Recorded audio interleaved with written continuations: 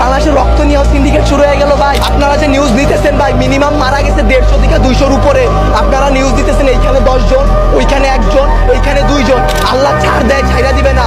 ফেরাউনকে পানিতে ভাসাই দিতে আল্লাহ 2 মিনিট পাবে নাই। আমরা তো পাপিষ্ঠ জাতি, আমরা তো খারাপ জাতি, আমাদের ডুবাই দিতে আল্লাহ 2 মিনিটও ভাববে না। তারা 36 দিন পর তারা এনসিপি গঠন করে, তারা নির্বাচন চায়, তারা এই করে, তারা সেই করে, তারা বাংলাদেশের বালের উন্নয়ন করতে পারে।